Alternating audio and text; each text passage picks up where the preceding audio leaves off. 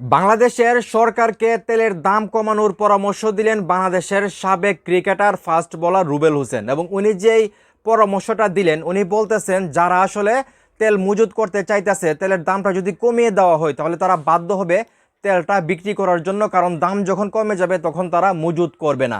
তো এটা কিন্তু ভাই আমার কথা না, এটা বলতেছে বাংলাদেশ জাতীয় ক্রিকেট দলের সাবেক ক্রিকেটার রুবেল হোসেন। তো রুবেল হোসেনকে আপনারা সবাই চিনেন। তো উনি আসলে কি বলতেছে আমি হুবহু আপনাদেরকে পড়ে শোনাচ্ছি। তার আগে একটি রিকোয়েস্ট, আপনারাও যদি চান যে তেলের দামটা কমিয়ে দেওয়া হোক তাহলে অবশ্যই ভিডিওটা শেয়ার করবেন এবং কমেন্ট করে জানাবেন।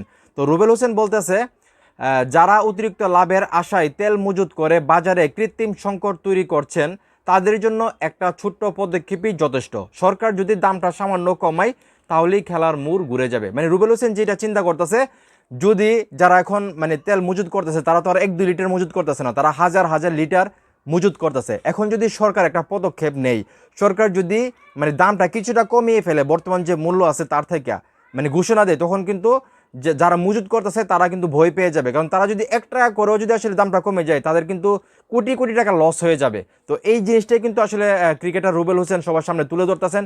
তো আমি মনে করি এইটা করে দেখা যাক। তো এটা সরকার তো ইচ্ছে করলে সঙ্গে সঙ্গে একটা সিদ্ধান্ত নিতে পারে না, সরকার চিন্তা ভাবনা করে হয়তো কোনো একটা সিদ্ধান্ত নেবে। তো আমি রুবেল হোসেনের সঙ্গে একমত, এটা একটা ভালো চিন্তা ভাবনা বলে আমার মনে হচ্ছে, এরকমটা করা যায়। তো এখন এই মুহূর্তে যারা আমার এই ভিডিও দেখতেছেন, আপনারা কি রুবেল হোসেনের মতো মনে করেন যে তেলের দামটা কিছুটা কমিয়ে দেওয়া দরকার? যদি কিছুটা কমিয়ে দেয় তাহলে যারা সিন্ডিকেট করতেছে, যারা তেলটাকে আটকিয়ে রাখতেছে, তারা আসলে ভয় পাবে এবং তেলটাকে বাহির করে আসলে বিক্রি করবে।